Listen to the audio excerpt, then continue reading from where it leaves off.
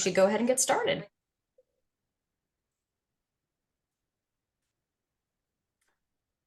Well, hello everyone, and thank you for joining us today, and welcome to our Mobility Week webinar. This webinar will be recorded and available for on-demand playback.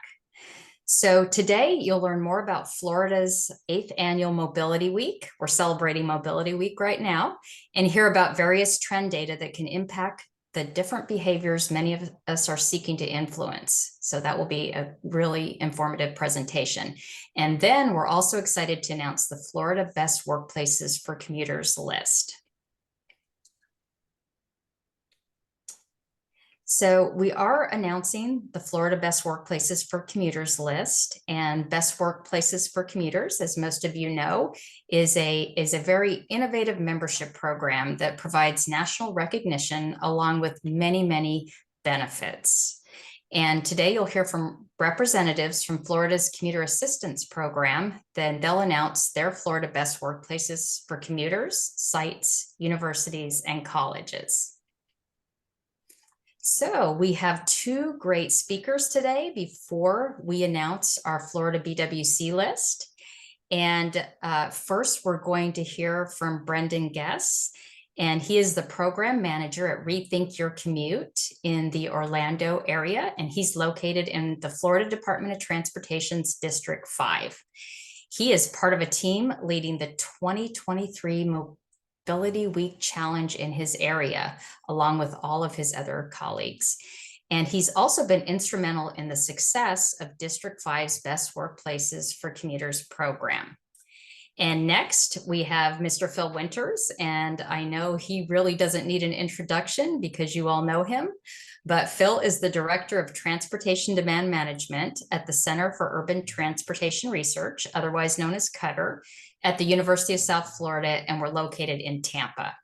He is also the founder of the center's internationally known Best Workplaces for Commuters program, which we took over from the Environmental Protection Agency, the EPA, in 2007, and we've been managing it successfully ever since then. So during the presentations, we're going to be using our Q&A box feature. So please ask questions anytime. And then at the end of the presentations or throughout, the presenters are going to reply to you and everyone in the Q&A box, and everyone will be able to see those responses. So it's a pretty easy Q&A feature. You can ask them anytime, and then you'll get your answers from the presenters. Okay, so Brendan, I'm going to turn the time over to you for your presentation.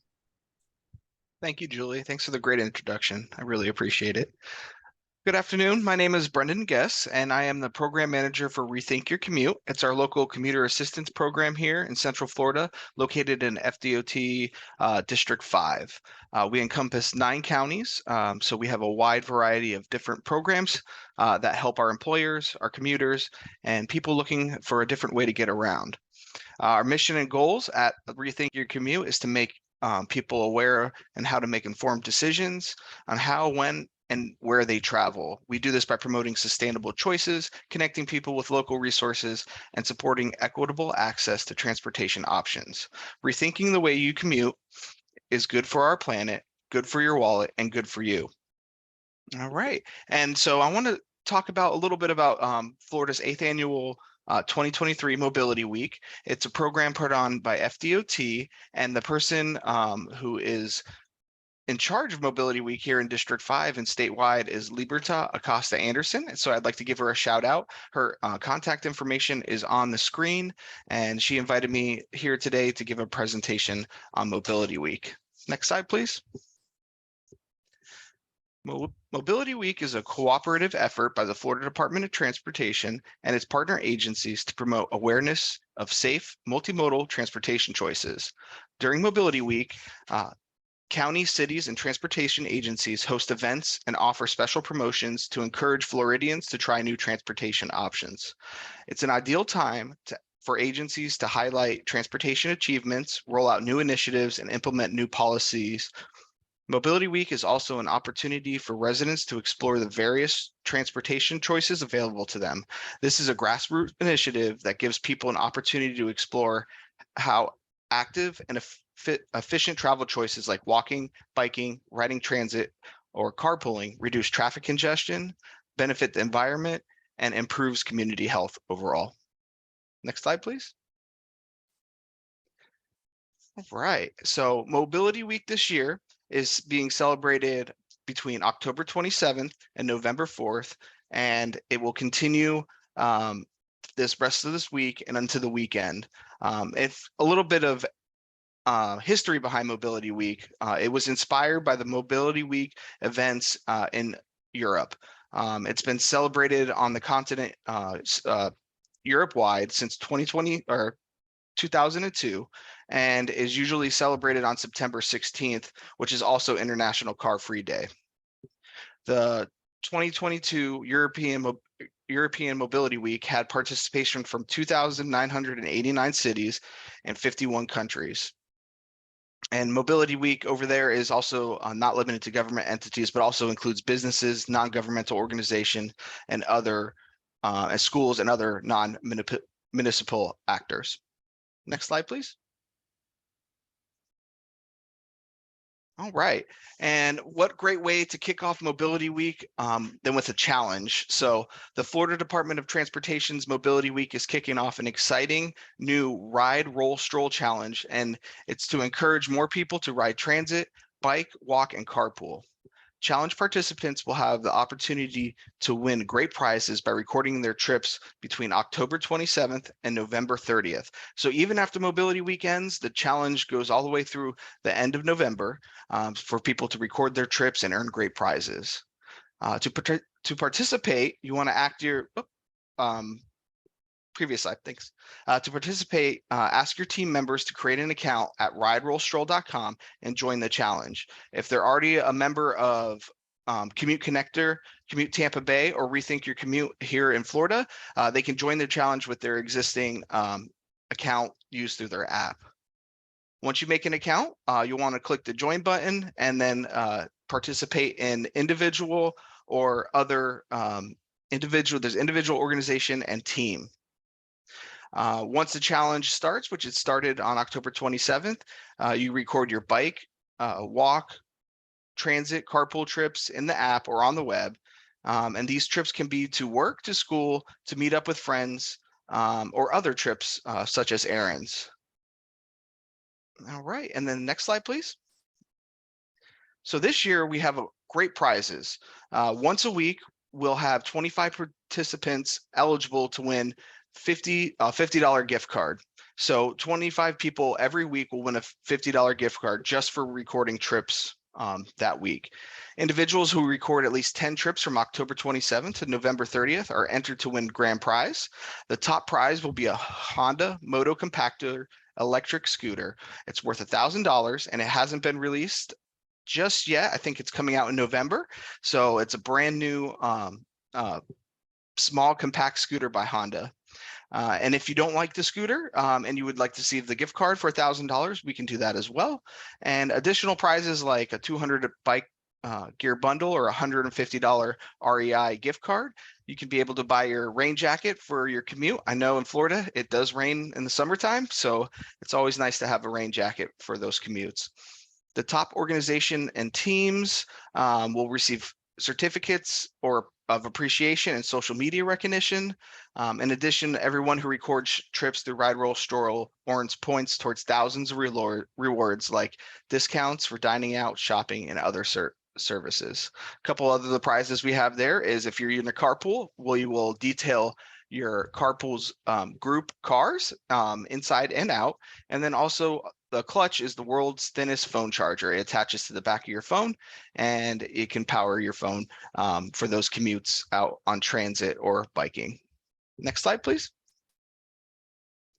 And one thing to mention, we do have a certificate of appreciation for the top 5 organizations, the statewide leaders, the best team statewide and here in Florida, and then certificate of appreciations for the groups and teams that had the most transit trips recorded, most bike trips recorded, most walk trips recorded, and most carpool and vanpool trips. And on top of that, our top organization will receive $500 that will be donated to the nonprofit of its choice.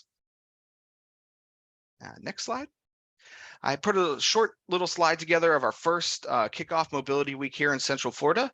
It was Bike with the Mayor, and we did that here in Orlando, and it was a great kickoff event early in the morning. Everybody had a great time biking a 5-mile route, and I put those pictures here just to show you how exciting it is to do this challenge. And to join, you can use that QR code. In addition, I have a quick 30-second video on how to sign up and join and start entering the challenge.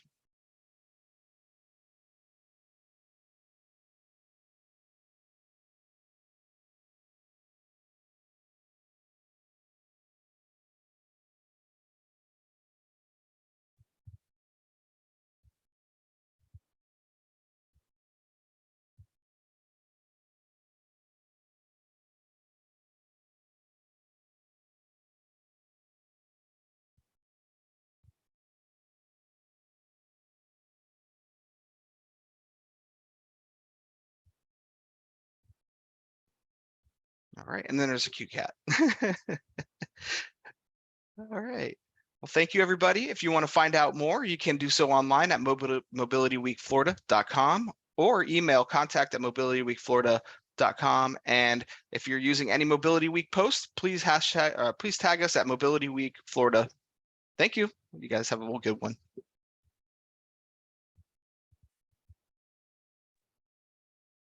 Well, thanks, Brendan. That was really an overwhelming amount of challenge everybody's facing to be able to change behavior. So I'm Phil Winters. I'm the program director on TDM here in Center for Urban Transportation Research, and I'm going to talk a little bit about. I get questions all the time about, hey, we're trying to change behavior, but I don't have the time or the resources to figure out how to get insights into what commuters are doing or what they need, what they would respond to. And I thought, well, maybe what we should do is start with what existing data. We know we're limited with resources and trying to reduce congestion and change behavior and increase mobility and reduce emissions. But what kind of existing data sources are there? And so I'm going to spotlight a few of them. There are many more, but there are a few of them to give you an idea what you can learn from them from a trends point of view, and hopefully gain some particular insights that you haven't looked at before. So I've just gone over the objective, what I want to do. Now we understand there are really kind of 4 types of behaviors we're talking about, like accepting a new behavior, such as riding a bicycle for the first time to work, for example, or rejecting a potentially undesirable behavior, which might be, a purchase of a gas guzzling machine, or or in the case of safety, drinking and driving, those types of things. Modifying a current behavior might be you're still driving alone, but you might be able to modify it by either taking a different route to reduce congestion or traveling at a different time when the traffic is less congested. And finally, abandon an old undesirable behavior, such as not texting or checking your messages while you're driving. So those gives you a variety of different behaviors, and also some of these behaviors can be essentially one-time behaviors, such as not literally one time, but once, not very often. Of acquiring a electric vehicle might be a good example, or a behavior that requires establishing a habit, so it becomes a repeated behavior, such as clicking the seatbelt. So let's talk a little bit about what we can find and what we're trying to do to, say, for example, encourage transit. What do we want to know? Many of you are aware that the federal government allows employers to provide up to $300 a month tax-free as subsidized commuting expenses. Well, you may not be familiar that the National Compensation Survey by the Bureau of Labor Statistics provides information on subsidized commuting, flexible work schedules, and what they call flexible workplace, which is basically work from home or telework. And the link is there before. And I'll show you a couple of the slides you can get, not only what's going on, but also how they cut the information so you can learn a little bit more, and might give you a different perspective on, say, for example, who receives subsidized commuting. Next. So for example, not only does it provide the percentage who have access, now this isn't use, they only provide access to subsidized commuting.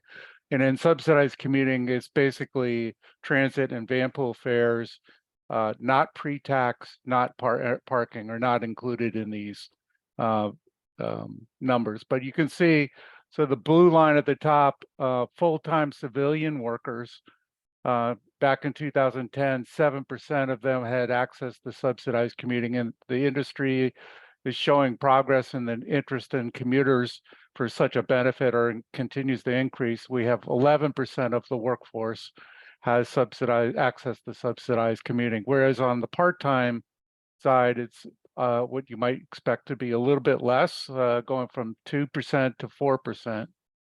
So you can get this information, a difference between full-time and part-time, and also see what happens over time. Are these things going up or going down? If you looked at it, the other ways of looking at it are wage groups. So the lowest 25%, which is that bottom blue line, are essentially flatlined, if you will. 2% of people that make up the lowest 25% of the wages in the wage category have access. And at the high end, those who make in the highest 25% of wages receive 19% of those receive access to subsidized commuting. So in this case, it may be a little bit different than you might expect, that you, especially when you're not including parking, that you'd expect perhaps more in the middle to lower ranges to have, because there might be more interest and more need.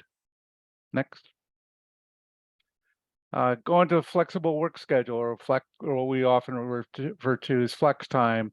That's gone from 6% to 10% for unions versus non-unions. Again, this is a different way. All these full-time, part-time, union, non-union, they exist for all these types of benefits. I'm not showing you everything that's available, just kind of trying to mix it so you can get an idea of differences between potential market segments.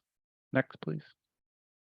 And a flexible workplace, or again, like telework, this has gone up to 11% have access. The American Community Survey will actually documents it a much higher level than that, but this is 11% of the workforce through the Bureau of Labor Statistics in 2023 have access to it. Again, these are full-time civilians. Now they also break that, yeah, that's fine, keep it there. They also break it down into state and local government categories, as well as private industry, which civilian includes both, includes all of them. Private treats, obviously, government agencies are not included in that. So that's great. Okay, that gives you an idea of the types of programs that might exist, and you give you an idea of maybe what's going on in your general geographic area. It has some geographic zones or regions of the country, so you can see, you typically will see higher increases of use in, say, the Pacific region of the country in terms of subsidized commuting, for example, than you would in the Southeast in Florida. Now, another one is what we're looking at, what we're seeing here. This is produced by the Census Bureau, called On the Map. And what this does is it can help answer some of the questions. We'll show a list here shortly, what you can glean from it. But what you're seeing on the map, or kind of a heat map, if you will, of where, this is the outline, is actually the city of Tampa proper. So where employees live and work within the city of Tampa. Next, please. So the types of things you can use this map for. Now, the beauty of this is it gives you kind of an insight in what our commuting patterns are, without necessarily having to, say, survey a large employer or survey your own employees to figure that out. It doesn't get narrowed down exactly to a business, but you can draw basically around the, in that vicinity of that business, and you can pull out a lot of that type of information, such as the upper right picture is the commuter flows into, within, and out of an area. So There's about boy, I can't read it. There's about 86,000 people that say live in the city of Tampa that work outside the city. That might be just across that line, or it might be 20 miles away. But this gives you an idea how many are coming into the area. Over 200,000 are coming in, and about 50 some or 60 that live in the city and work in the city. Another thing that you can get is the approximation of worker distribution that can help with an employer, for example, that is interested in business continuity planning. Say, for example, where are our employees relative to hurricane evacuation zones, for example? You could use this data to get a sense of that.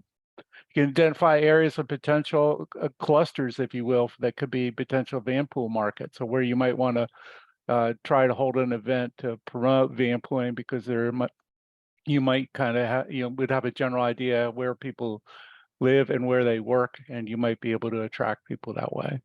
You can actually refine a lot of this data too. One of the things you could import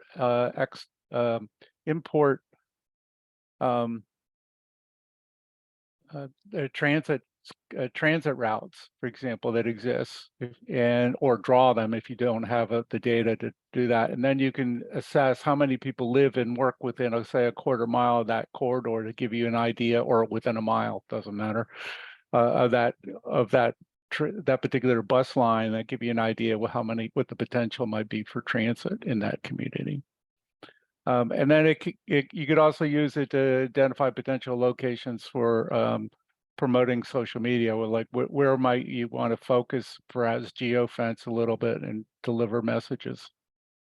Now, the one thing I point out on here, those that are best workplaces for commuters members have free access to our commuter choice certificate training, and we have a on the map course that goes into this in more detail over our 2 1-hour sessions. So if you have more interest in the commuter choice, again, it's free for best workplaces for commuters members, as well as anybody from Florida resident. Next. Okay, now let's move. We're interested now. Now, one thing the on the map that I just covered does not provide mode split information, does mode share info. That doesn't exist. It doesn't exist in that tool. But you can get some of that information, and there are opportunities that may be of combining resources to get a better sense of what's going on. For example, the American Community Survey that you may be familiar with, that comes out annually now, unlike the census itself, that every 10-year census that comes out now every year. The American Community Survey is a sample. And the types of information it provides are things like means of transportation, demographic information by mode. So, for example, if you wanted to see the distribution on race and ethnicity on various modes, you could check that. It also provides the time of arrival and departure at work provided by the employee, so you can get an idea how long their commute is, as well as the total time, the aggregate drive. And they also report the aggregate travel time, which is kind of interesting. It reveals that, for example, that long distance, the people that have something like over 45-minute commutes probably account for about 13 to 15% of the population, but about 30 to 40% of all time spent commuting. So when we talk about wasted time in commuting, there's a big chunk. There's a small chunk of the market that is consuming most of the time being spent. The average travel time to work, vehicle occupancy, vehicle ownership, that's another thing that's often reported out. And you can do things like means of transportation to work by industry. So there are various crosstabs that are available to provide insight. And one last note, they have, in addition to a 1-year sample and a 5-year sample, the 5 years is more precise, and the 1 year is the most current, as you can imagine.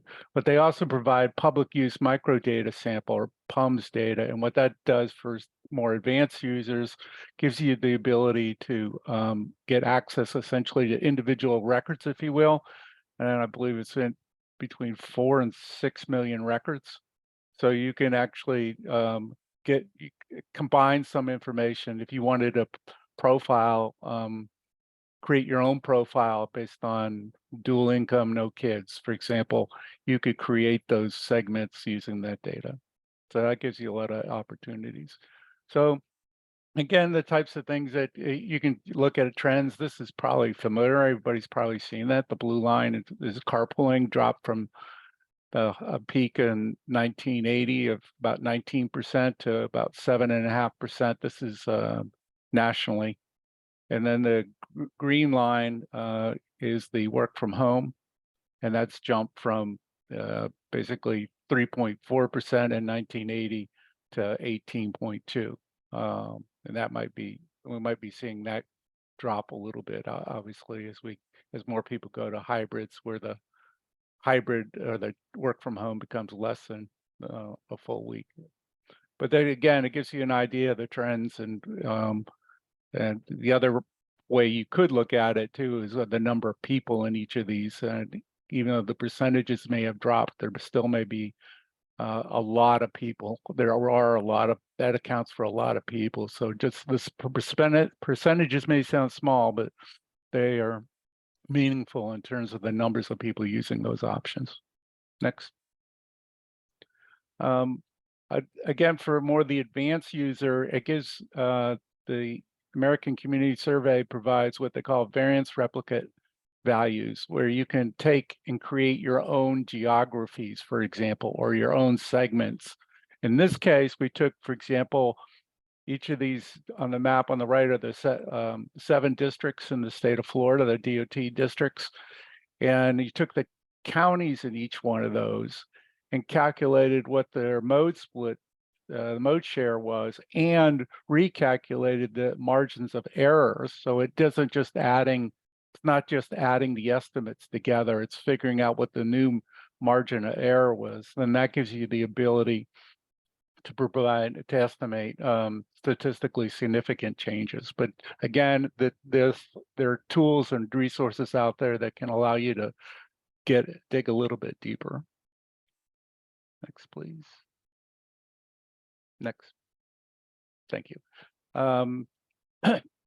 Under this American Community Survey, they also have a mapping feature too. I just wanted to show quickly. Here's one that shows that you could, the county there is Hillsborough County, which includes the city of Tampa, which is kind of relative. And those are census tracts. So you can get census tract information and see where all the carpools are. And then the scale on the left are based on dividing it into basically 5 equal shares. So it gives you a clue. Obviously, the darker areas are the areas with the highest percentages of carpooling. Next. You can also do the same thing for transit. In this case, you can allow it to set its own cut lines, if you will, its own shading, rather than the other one created it in terms of essentially equal numbers in for each color. This one focuses on kind of the regular distribution. So again, this is transit. So you can do that. You don't have to do it by census tract. You could do it by other geographies too, like zip codes. It's a very handy tool. Next, please. Okay, now I mentioned earlier that crosstabs can actually provide you some added insights too. Like, for example, this table B08513, and that's the title up there, what it is. And what it does is do a crosstab between the means of transportation to work by the language spoken in home and the ability to speak English very well. And what we found in Florida, about 900,000 or so Floridians carpool out of about 10 million workers. So again, it's a little less than 10%. Of those, about 40, almost 500,000 speak only English. But that means 335,000 speak Spanish, and of those, 150,000 speak English very well. So that leaves 184 speak English less than very well. And if you compare it to other languages as well, not Spanish, but you end up with another 46,000 or so. So essentially, if you look at all the carpoolers, the ones in the red, if you will, 25% of the folks at carpooling speak English less than very well. So that may mean if you're not paying attention to multilingual, bilingual, you may missing opportunities to reach people that are using one of your products, the carpool program, quite a bit. So it might be an opportunity to say, hey, we need to be doing something if we're not doing it now. Again, there are a lot of opportunities. Oh, okay. The Bureau of Transportation Statistics has some other quick ones too. I want to go over. One is the bike share and e-scooter data. The link is there, and then another one it will show here in a second is also trips by distance, which is kind of gives some interesting insight too. Next, please. So certainly we know bike share and e-scooter systems are growing, and the Bureau of Transportation Statistics. The link, it kind of moved off into the colored part, but it's down at the bottom there. You can see that the dockless bike share systems have kind of stabilized around 60 or so in the e-scooter systems. And these are the growth in these systems. So if you had a community with more than one, say, dockless bike share program, it would be counted in this number. Next, please. This one reports similar information, but in this case, we're talking the number of cities. So it's not treating it as if there are multiple providers. If you had multiple providers, it just counts as as one city. So it can give you a general idea of what's going on with the industry, the dockless bike share and the e-scooter systems by year. Again, it's tracked by the Bureau of Transportation Statistics. There's a lot more info at that site too. Next. The trips by state, this one you can kind of see on the left-hand side might be a little bit it's an interesting comparison about what the change was essentially 12 months earlier. So you can kind of get an idea where you see the green, it's bouncing back. The gold dipping is when the number of trips by state had gone down. That was obviously COVID related, but it gives some additional insight, and it does talk about they have more data, including like trip length data, and you'd be surprised about how many short trips there really are that might create opportunities for bicycling and walking more, for example. Next. And last, not least, is the National Transit Database. You can get information about individual transit systems and by mode, including vanpooling. And one thing that the feds have used it for is it can come back and compare it, and you can look and you compare it to other modes, and you'll learn things like vanpools costs the least to operate per hour at about $39 an hour. They fill the highest percentage of seating capacity. It's obviously a smaller seating capacity, but 50%, and they have the longest average trip length of all the other public transportation modes. Next, please. And I think this is our last slide. This one shows again, the other things you can learn about is the fare box recovery. And if you look at the blue bar and the green bar to the kind of the far right is the vanpool. You're looking at, say, for a vanpool recovering 79% of the costs and that was for the first year. So that would have been the 2019. It's dropped a little bit to 68%, but you can see it's still, regardless of the drop, it's still higher fare box recovery ratio than any other transit mode. So this is the type of information you can glean from it, and you could do it on a localized basis too, because it reports the data reported by individual transit systems and individual modes. Okay, next. So here's my contact info. I hope it didn't go too fast for you. I hope you get an idea. It's like, wow, I didn't know that existed, or I wonder if it can do this for me. If you certainly have any questions, put it in the Q&A box, or just email me later at winters@usf.edu. Thank you.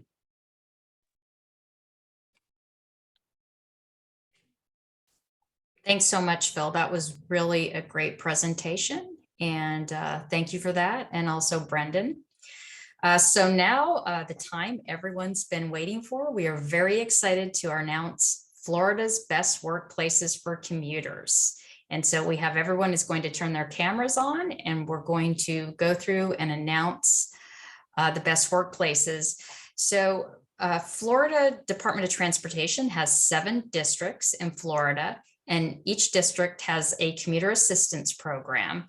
So today we've invited a representative from each one of the 7 commuter assistance programs, and they're going to read each one of their best workplaces for commuters, sites, and universities. So I just want to say congratulations to everyone, and thank you so much to the support that we received from our commuter assistance programs. So we're going to start with District 1, so we'll take it away.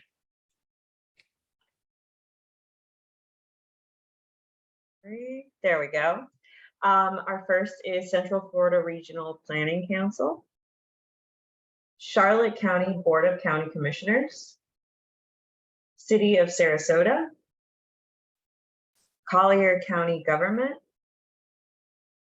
Economic Development Corporation of Sarasota County, ELK Analytics,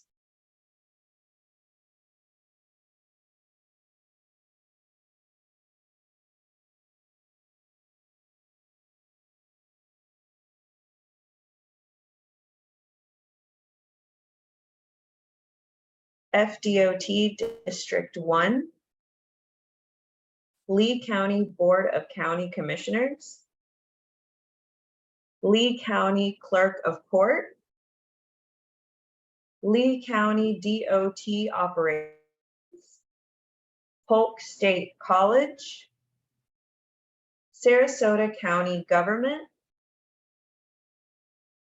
Sarasota Memorial Healthcare System,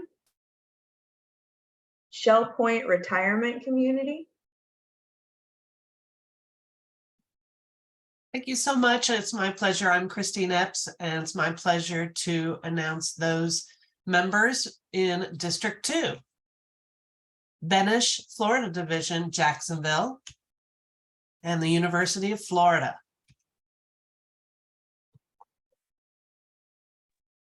Good afternoon, everyone. I'm Pat Maurer, and it's my pleasure to announce the winners for District 3.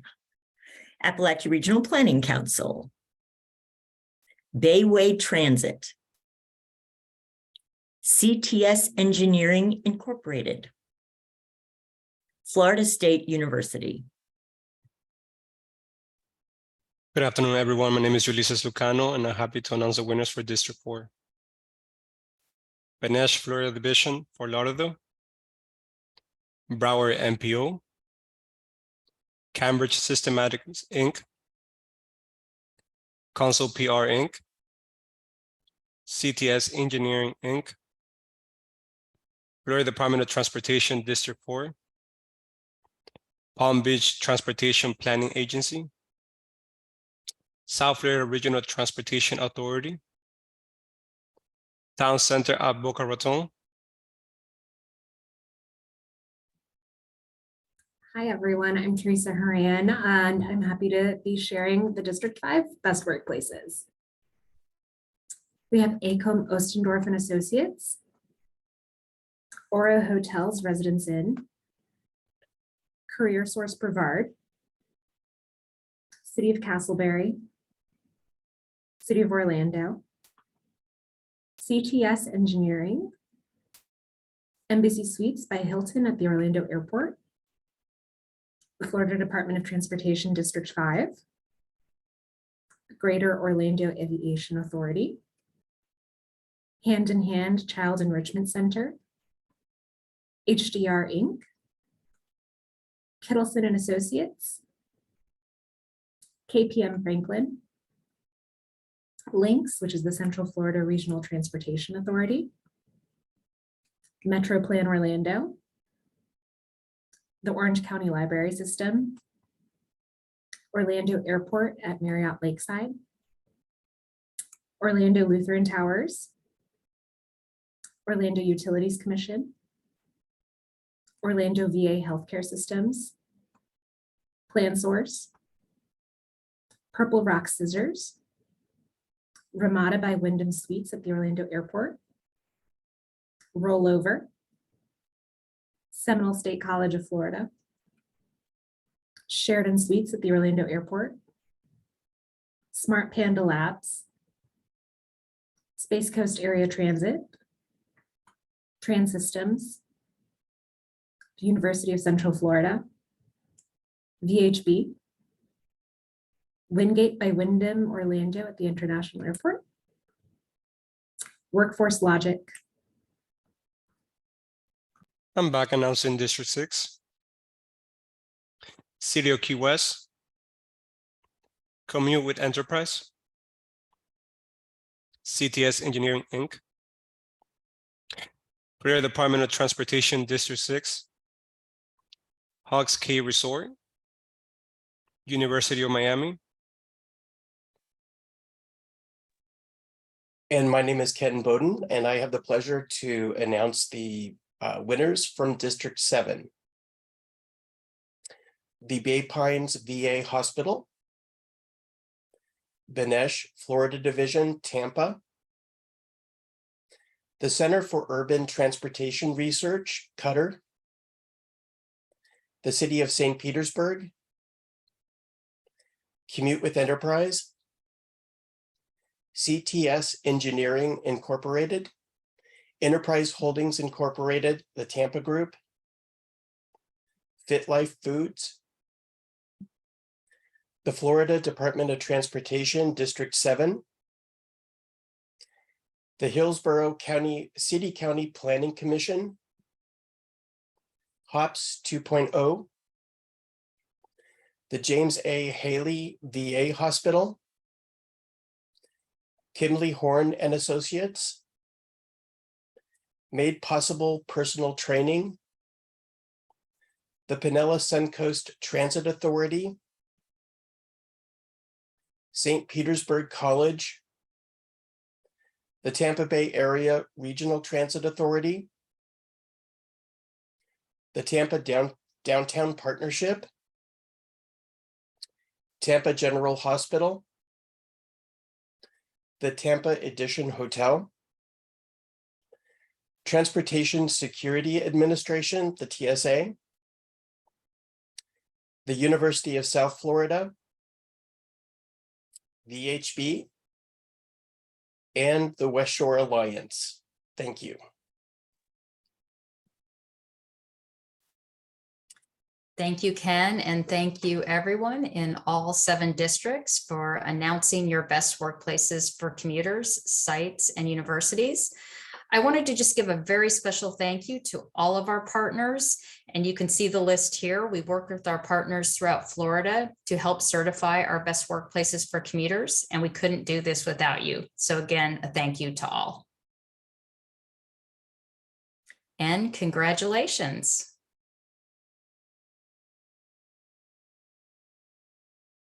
We also have an evaluation that we would like you to take. And if you have any ideas for future webinars, please let us know. You can see on this slide, mark your calendars. We are going to be announcing the 2024 list on January 25th, 2024 at 3 p.m. So we hope to see you all there at that big event and announcement. And Christine has put the evaluation into the chat, and she will also be sending that to you.